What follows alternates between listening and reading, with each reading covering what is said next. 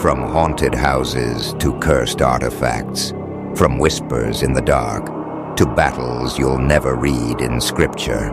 This is the Unholy podcast, hosted by Doug Owen, author, investigator, and survivor of one of the most harrowing real-life hauntings ever documented.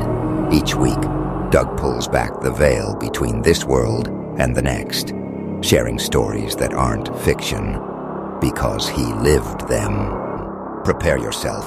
The silence is over.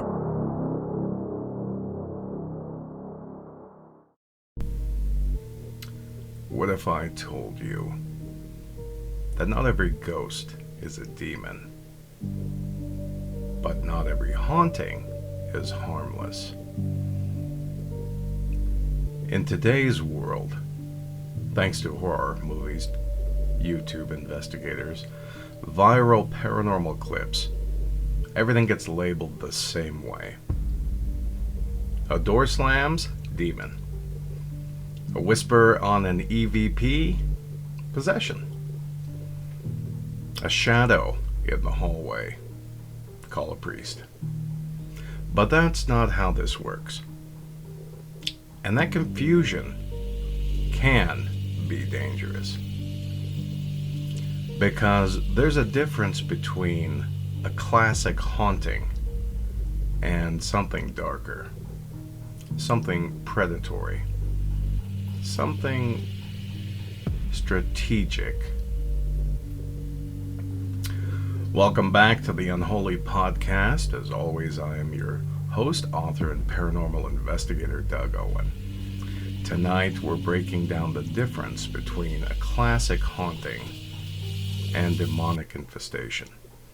And I've recently spoken to somebody. I did a podcast episode on their show, and she had mentioned to me that she hates the word infestation. Sometimes that is the only description that fits.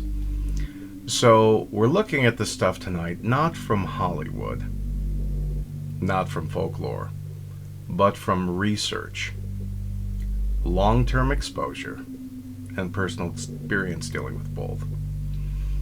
So what is a classic haunting? Well, let's start with what most people imagine when they hear the word haunted. A classic haunting is typically one of two types. You've got residual, and then you've got intelligent. Residual hauntings are like recordings, energy imprinted into a location, like a tape playing on repeat, footsteps, walking the same hallway every night at 2 a.m., an apparition. A door opening and closing, a fixed pattern. There's no interaction, no adaptation, no escalation. It's playback. Now, intelligence and intelligent hauntings, these are very different. That's when something appears to respond, knocks that answer questions, objects move, cold spots that follow you. But here's the key. Intelligent hauntings typically do not escalate psychologically. They do not wage war on your sanity. They don't isolate one member of the family strategically. They don't dismantle your emotional stability piece by piece. Now, they may frighten you. They may disturb you. They may even feel malevolent. But they are not calculated. They don't feel like they are studying you. And that distinction matters.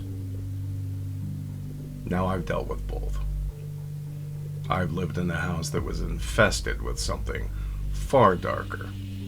And I've encountered what I can only describe as malevolent.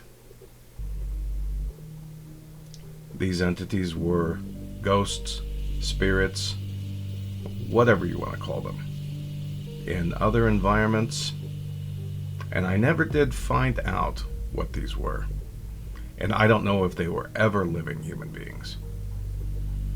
They were mischievous at times, destructive at others.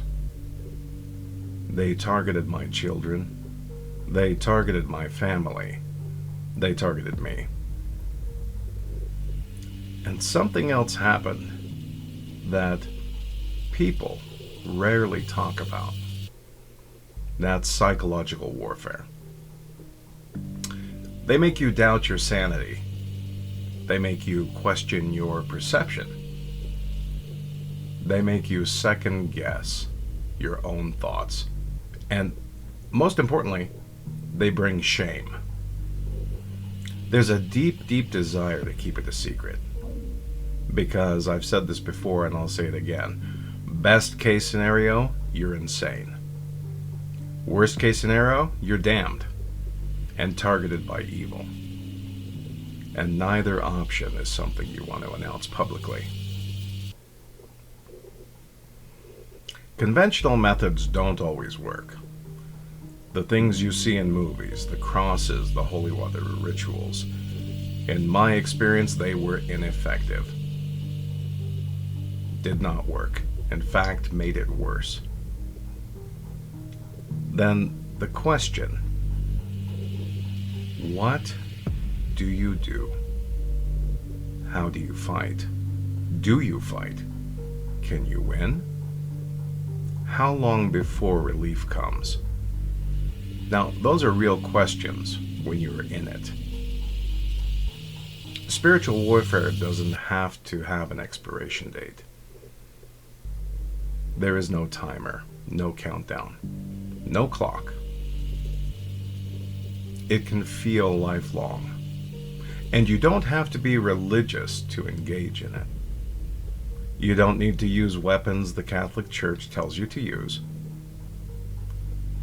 Until we understand the science behind this, until we can define what these things are, not folklore, not popular belief, but documented origin, substance, definition. We cannot fully combat the supernatural until we have an understanding. At best, we render a temporary solution. Sometimes they last a lifetime. Sometimes they last a few months. Trying to give people resolution and peace is daunting.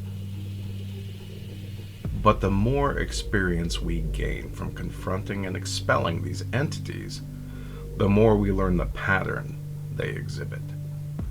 And if they exhibit patterns,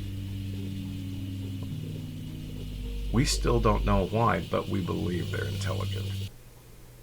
We don't know when. We don't know where the next haunting is going to occur. We can try to second guess it. It's easy to say an abandoned house is haunted, but that's not always the case. Sometimes it's a brand new house. Sometimes people drag things with them. Sometimes something is attached. Sometimes people open portals. Sometimes the veil thins, and sometimes we just don't know. There are no set formula. There are no set rules to the paranormal. We'll take a quick break. We'll be right back after this. You're listening to the Unholy Podcast, a program dedicated to serious conversations about the unexplained.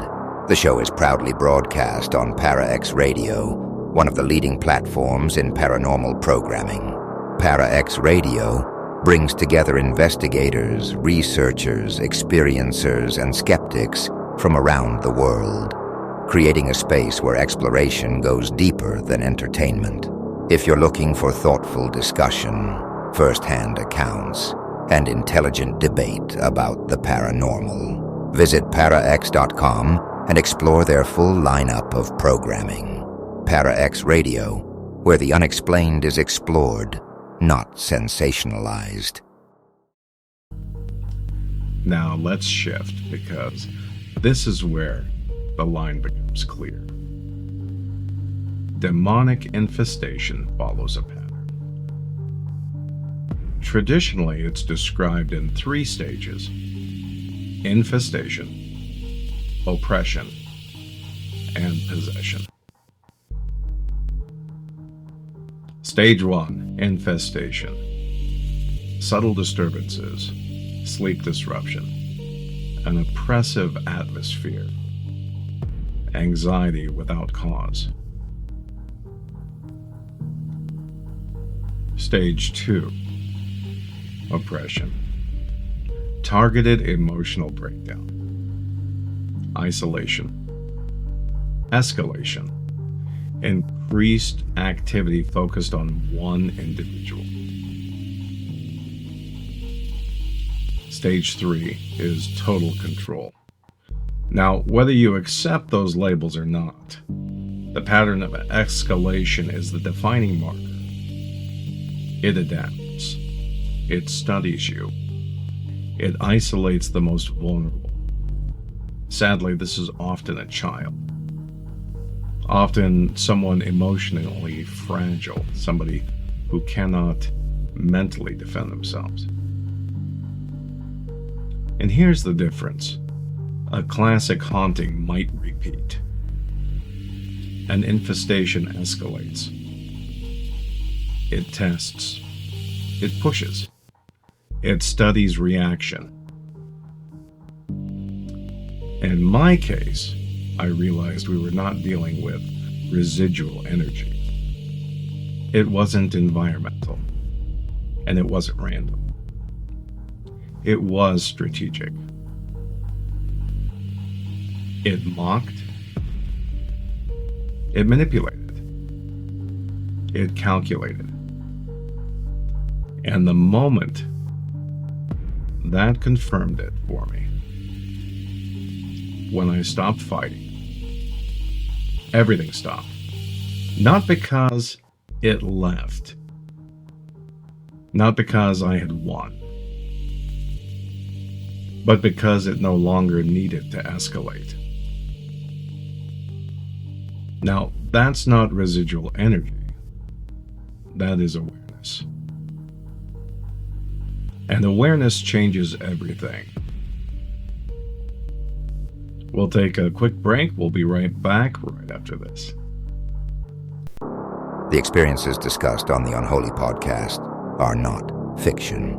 They are drawn from lived events. Doug's first-hand account of a sustained haunting as documented in the book, The Unholy Silence.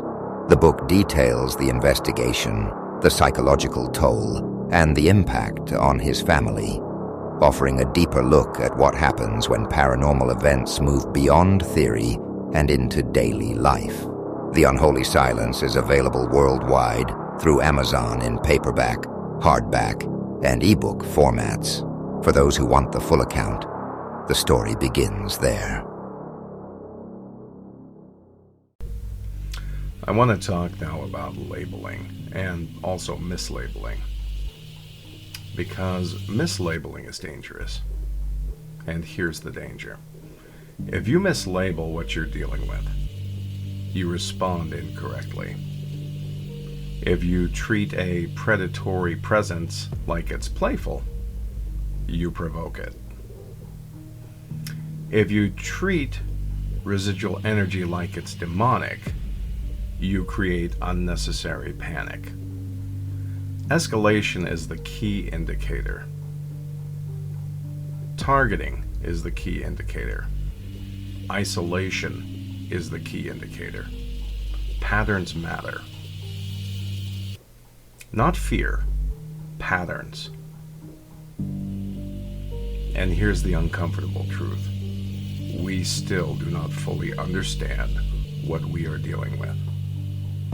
We do not have scientific classification. We do not have documented biological origin. We have experience, patterns, testimony. And that data is still incomplete. Now, until that changes, we operate with limited weapons, limited ways to defend ourselves. limited ways to understand what this is and what's happening. Now, Hollywood simplifies everything.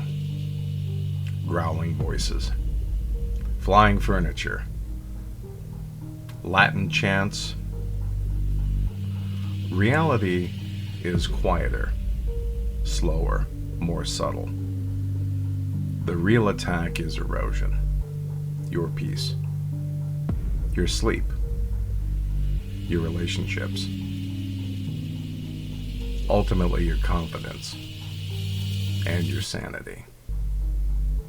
Now, that's not cinematic, but it is real, and it is far more dangerous.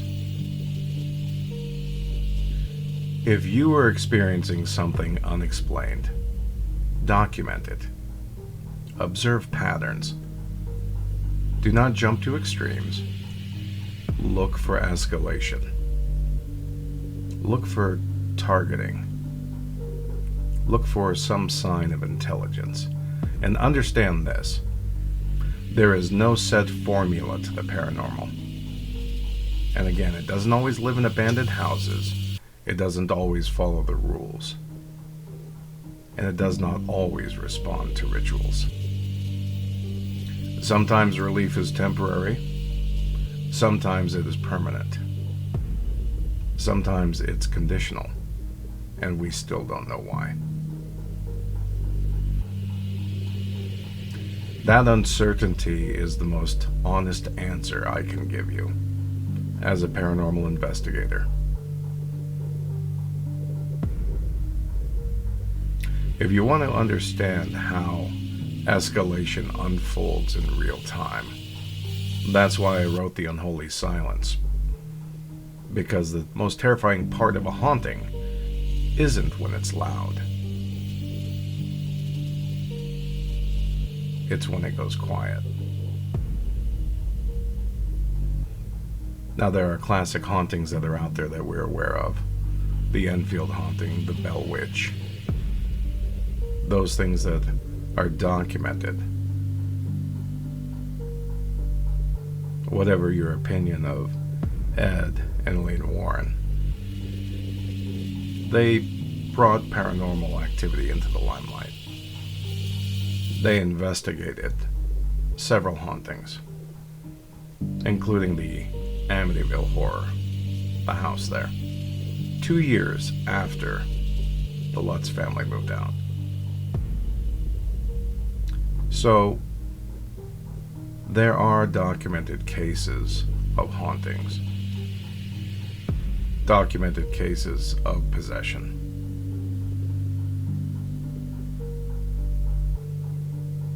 It's important to understand the difference between the two.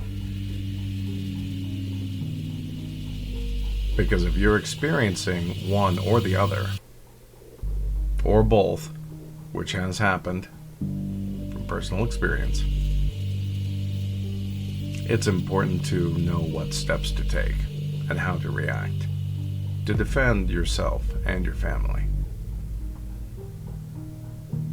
Do you go to the Catholic Church, as I did? Do you seek out a spiritual medium, as I did? Seek out somebody who's clairvoyant who can help you understand what's happening in the house. I did. Do you go to a paranormal investigator team, as I did? I exhausted almost every option to try to save my family and my sanity. I sought the help of friends, their colleagues, their knowledge. I consulted the church.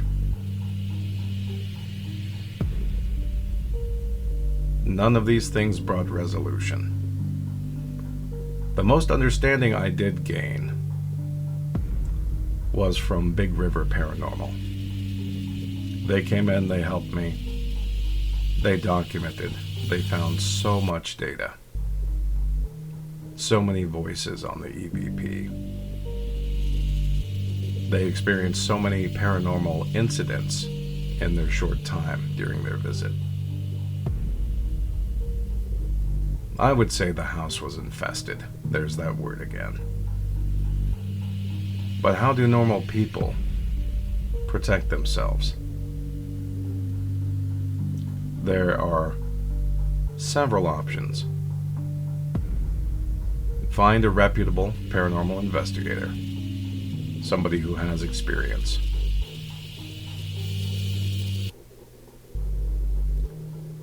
I did a podcast on the scam artists who are out there trying just to make a quick buck versus real paranormal investigators who want to help. The aforementioned Big River Paranormal is one of the best organizations out there.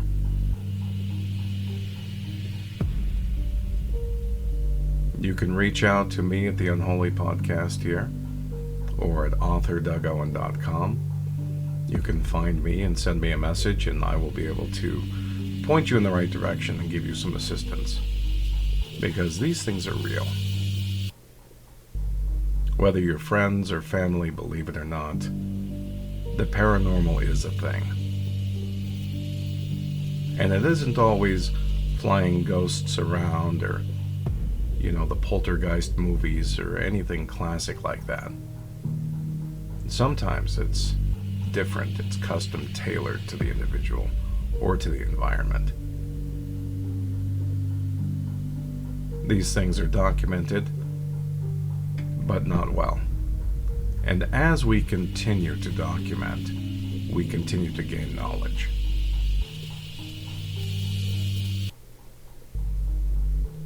We have to continue to stay vigilant. Document, observe, record. We'll document the data as it comes in. And as a community, the paranormal community will eventually decipher the code to figure out what these things are and why they're here.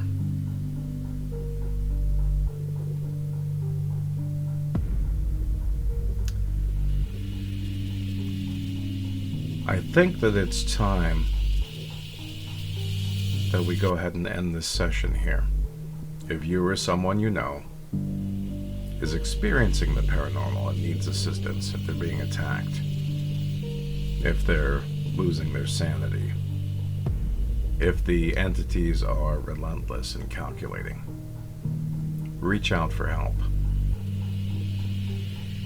Set the shame aside and ask for assistance. There's really no shame in hauntings or being possessed or being infested.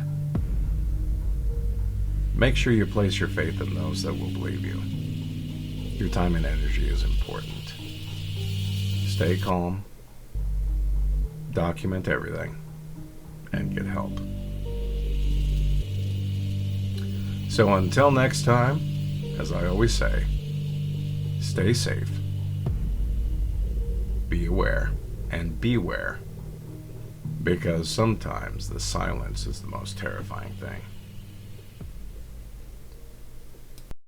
You've just heard another chilling chapter of the Unholy Podcast, hosted by Doug Owen, author, investigator, and witness to the things most feared to name.